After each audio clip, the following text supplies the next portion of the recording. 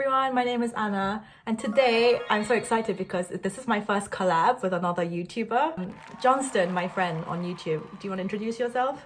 Hi guys, my name is Johnstan. So what I do on YouTube is I like to do like K-pop advices, I do K-pop application, and sometimes I do K-pop makeup as well. I think Johnstan's like better at makeup than I am, to be honest. No. So yeah, go check out his channel. Yeah, so today we're going to talk about some of the differences about Singapore and Korea. You've been to Korea, you said, a few times now. Yeah, I think about 5 times at least. I've been to only Singapore once and it was like for only like less than a day. So I really need to go back and explore. Obviously, the first major difference is that Korea is like very much one society. I think it's the nation with the most like the same like race of people compared to any other country in the world. Whereas Singapore is like very multicultural. Like, how many languages can you speak? Okay, so like for Singapore, your main language has to be English, followed by your mother tongue. So your mother tongue is dependent on your race. So I'm Chinese, Singaporean Chinese, so I have to speak Chinese. And now, like for kids around 7 years old, they have a third language immersion, so some may even know 3 languages. Like, that makes me quite jealous, actually. Why? It's good to know many languages, no? It's like a very good skill set to have. But as a kid, it's very frustrating because that means more homework, you know. But it's English is like Singlish, right? Yes, kind of, because like we have so many languages, so we kind of mix them. I guess for Singaporean English, it's very sharp. Like normally you say, can I have a tissue paper, you know? They'll be like, can I have tissue paper? You know? So like, yeah, the intonation's a bit weird, so this is when you know this is a Singaporean. Yes, and you say la. Actually we do, but we don't do that most of the time. Like a lot of people have this misconception that we say la in everything.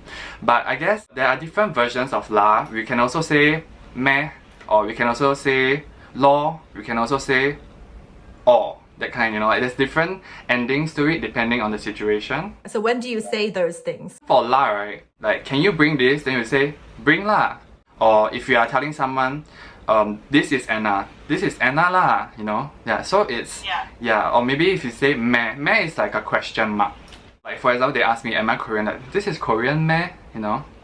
I've never heard meh, but I had a Singaporean classmate. And I know he'd be like, oh, it's 13 lah. It's something this lah. Yeah lah. So when they say la, it's maybe like to tell you the emphasis like, this is it, you know? Yeah. Do you notice that when you're in Seoul that there are not many rubbish bins around? Oh yeah, so normally I have to like put it in my bag until I find like a departmental store or something, then I can throw it away. I really noticed this, especially after I've been in London. I come to Korea and I go outside on the streets. There are absolutely no places where you can throw that away. So you really have to put that in your bag or carry it in your hand until you find one. But do you have many in Singapore? I'm not gonna brag, but I guess every about 100 meters you should see a dustbin. Wow. Really, we do have, we are very well known for clean and green, and we do have lots of dustbin, and we have also like recycling bins most of the places. So in Singapore, you're really good with recycling? Yeah. Yes, we are, but I have this dilemma whereby, because the recycling bins, right, let's say there is one for cans, then I'm thinking if I were to finish my drink, do I throw it into the recycling bin with the cans because it's kind of dirty? I don't know if I have to wash it. So I just put it in general trash because I'm trash anyway. So like, I have no idea. So I don't want to spoil whatever's inside. So I just put it in general trash. Yeah. The military service. I was going to ask you, did you do it? Yes, I have finished 2 years of military. Yeah, that's what shocked me. So Singapore is 2 years military. Korea, it used to be the same. Now it's kind of reduced to like 1 year, 8 months. Yeah, you have 2 years and you've done it. How old were you? My education ended on about 19. So I need to go into the military before I go into university. So I went in about 20. So the thing about military is that if you are fit, then you'll be 1 year, 10 months. There's a certain test that you need to pass. But if you are not fit, then you need to go for 2 years, which is what I did. So technically I'm not fit.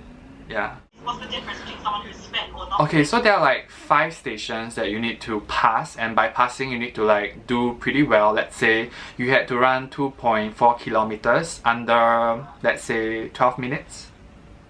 Yeah.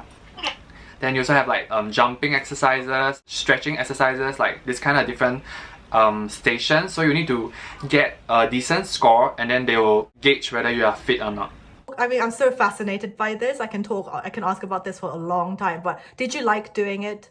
I hated it, okay? Because like at that point of time, it kind of ruined whatever opportunities you had. I think at that point of time I was doing pretty well on social media. I had a little burst, but because of this I had to like hold everything and I have to finish. I had to shave my hair and I was so tan after all the training. I used to be, as in I'm very fair. So because of the, you know, like the rigorous training, I was a different skin tone. I couldn't even use the same foundation. Yeah, so, and my skin was bad because of all the sun and perspiring. I mean, it's a free gym. I do lost a lot of weight back then, but other than that, it's really bad. Okay, so the thing is, after we finish the 2 years, right? Yeah. That's not the end, okay? Every year, for 10 times, you need to go back for something called reservice. So, once you clock 10 cycles, then you are free. So every year, I have to go back and shave, cut a lot shorter to serve a cycle. I don't know if Korea has that as well. Do you have to shave your hair again? No, but it has to be significantly short, like short, crew cut. Oh no, Yes. that sucks. That sucks. And you must have black hair. Yeah, in Korea, I don't know. I need to ask my dad how long. I don't know if it's 10 times, but yeah, you have to go back for a couple of years, I think. But I have some Korean friends, they say they don't really restrict you because they know that you are in the working society. So let's say if your hair is slightly longer or slightly coloured, they're okay with it. But Singapore's really strict. Like, I went back once, I cut my hair, but they felt that it wasn't short enough. They cut it on the spot with some random ass barber that doesn't have any experience with a shaver. I was terrified and I had to pay $5 for this. Oh no, you have to be like, I'm on social media star. You cannot do this to me. They don't care, like whoever you are. Even like for Singapore celebrities, when they go back, they get the same treatment. So they don't really I care. guess it's fair for everyone. Wait, so what social media did you have before you went? Did you have YouTube? He's big on TikTok. You're big on TikTok. Yeah, but I'm not so active right now. But yeah, I mean, I do a lot of like videos. So back then, right, it was more like cosplay for me. I was traveling overseas for conventions, and then I felt that was like my, my goal time. But then these 2 years stopped me. I couldn't cosplay anymore. I don't have I don't have the time, and my skin color was different. I cannot produce products anymore. So it really halted my career. And then I had to slowly climb back because after 2 years, everyone forgets you. So you have to like restart, it was more difficult. Yeah. This is the dilemma for all Korean celebrities, like BTS going to army is like a big issue. I don't want them to go, but obviously I think they should get exemption, to be honest, because do you have like certain people get exempt from Singapore military service? I think there are, but they don't really say. I guess like certain celebrities, they do get a little bit of a leeway. Maybe they'll just place them in certain areas, like there is a arts and performing area. Although that's for people that are like not physically fit, but some celebrities do get placed there. Yeah, so they get this little exemption where you don't do physical stuff, you do like performance. Yeah, because I've had violinist friends who obviously they have to stop their careers, they have to go to army, and then they get placed in like the band, military band. Yeah, stuff like that. Because in Korea, like if you win gold medal at the Olympics, then sportsmen, they get exempt. Like, so but only if you get gold, not silver or bronze. If you get gold, then you don't have to go. Or even if you're like a classical musician and you win first prize in an international competition, then you don't have to go. Or anything pop culture, they say it's not allowed. But BTS brings so much money to Korea, more than anyone else. So I really think they should get exempt, but hey. The weather. In Korea, we have extreme winters and extreme summers. So in the summers, it can get just as hot and humid. But in Korea right now, this week it was so cold. It was like -3 degrees, but during the day when it's like the warmest. So I just did not leave the house. Whereas in Singapore, I'm actually really curious about this because you have hot weather all year round. Do you have any like winter fashion clothes or not really? Okay, like for example in Singapore, I guess we just have hot and hotter weather. Like, okay, the only cold weather, I mean in December you get snow, right, in Korea whatsoever. In Singapore we get rain, that's about it. Like in December it rains a lot. So like during this period it is the coldest, and I guess it goes only up to about 16 degrees. Yeah, it's literally raining every day. God. Yeah. Do you even have like coats and stuff or not really? No, we don't. We only buy it for photo shoots and that's about it. You can never wear it out. It's impossible. That means you can save so much money because I have to have like wardrobe for like all seasons, right? And especially winter clothes, boots, coats, like thick jeans. It costs a lot of money, first of all, and when I go packing somewhere, it takes so much space in the suitcase. Whereas if you just have summer clothes, then it just makes life so much easier. There's one thing about Singapore weather that's a bit different from Korea, I must say. We are very humid. Like in a way, like when you when you put like leather for a long period of time, it starts peeling. Or when your potato chips, if you like leave it out for long enough, it'll just taste bad. However, in Korea, like it's very dry, so that like you won't really, my chips doesn't get stale for a long period of time. And but the condition in Korea, like because it's so dry, it's very different from the humid weather in Singapore. Like my skin might break out because it's not used to it. Really? I mean, I find Korea so humid when I come back from the UK. But like compared to you for Singapore, it might be like not as humid. That's crazy. I mean, yeah, when I was in Singapore for like one day, it was like at the end of May, and I was like out walking around for the whole day and I died. I was like, I need to take a shower every 10 minutes. Like this is how I feel.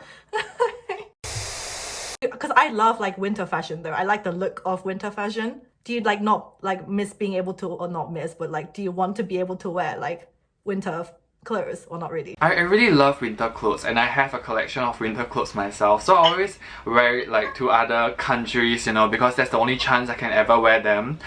Alternatively, I mean like I just put my aircon on blast and then I just do a little photo shoot and then I'll just chuck it aside, yeah, when I don't have to use it.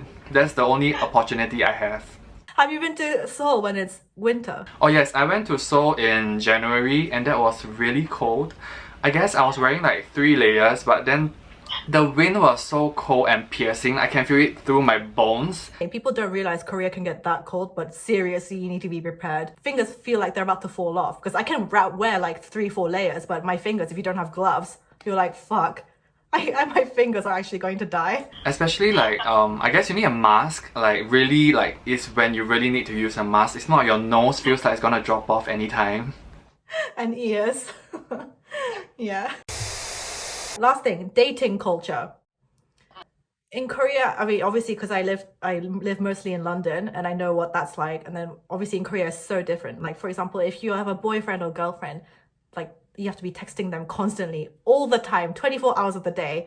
Whereas in London, it's really, really not like this. How is it in Singapore? Isn't a norm to like be so clingy, but some people are just grown that way, you see. You can't really choose like if your girlfriend or boyfriend and how they want to be, but I personally don't like someone that's too clingy. I prefer people like someone with more independence. So but my previous ex was very clingy. She just, you know, likes to be together with me all the time. I really didn't like that. So I think it's, how to say it, I don't think there's a standard to this, but there isn't, like in Singapore we are not very clingy. That's all I can say, because like if you're working most of the time, I'll only meet you like after work or on the weekends. Like you don't need to like meet each other every day, you know, you get sick of each other as well. So yeah, I think like once or twice a week is fine. Yeah, I agree. And how do people meet each other? Like how in London there's like, you know, a lot nowadays it's like apps, everyone's on the apps. In Korea it's like not so much. Everyone introduces each other, or you meet at school or at work. How do you find people to date? I don't know, like many people use dating apps, but to me dating apps feel like yeah, basically to make booty calls. So I don't really think dating apps are great for dating if you are really serious about it. You know, in Korea we have like these things called sogetings. Yeah. They are. I know sogeting. Yeah. Blind dates, right? Yeah. I don't think so. As in, maybe sometimes as a prank if you just like grab someone really ugly that's just to scare your friend, but I don't think that happens often. Yeah. Maybe through introductions, like recommendation, maybe as a group of friends, then you say, hey, you wanna go out together as a group of friends? I'm bringing my friend, so maybe this is how you get to know more people. Yeah. Are you single right now? Yes. Single but not available because I wanna focus on like work, because I don't know, like maybe I ended my relationship in a very bitter note, so I decided that I would like to focus on myself, like in terms of like, I don't know, career wise. If I cannot even like fend, or I cannot even have a good living myself. Why would I want to establish a relationship with someone else? Exactly. I'm like, I just have to focus on me. I have to like, yeah, all my attention on me first before I can give anyone attention, you know? Yes. Okay, I was just about to tell like my subscribers like go DM Johnstan on Instagram. Do you read your DMs? I do, but I respond to 85% of them, okay? But I don't respond. Yeah, I respond to 85 of them. 85% I would say. The 15% or 10% I don't respond to is they're just like hi. So I really don't know how to continue from there, you know? I don't like even look at most of my DMs anymore. It just gets weird and creepy. I'm just like, no. I think as a female you get weirder requests, but as a guy I think for me I don't really get weird stuff because most of my audience are quite young as well. Although they're like thirsty young people, but they are not like equivalent to like, I don't know, maybe horny men out there, so it's really different. It's really different. Okay, so that was some of the differences about life in Korea and Singapore. Obviously, we haven't talked about everything, but it was really fun today. Please go and check out Johnstan's channel. I'm gonna link it down, and also we filmed a video of me teaching him some Korean phrases on his channel, so go check that out too. I had a really great experience, like, you know, talking about Singapore and Korea's culture, and well, the weather's really very different, but I really would love to go back to Korea again and meet like Anna sometime. And I would love to go to Singapore again and explore properly, so hopefully one day. Yeah, we'll just go to each other's countries someday. Let's hope 2021 is a better year for everybody, genuinely. Thank you so much for watching. Like and subscribe, and I'll see you in the next one.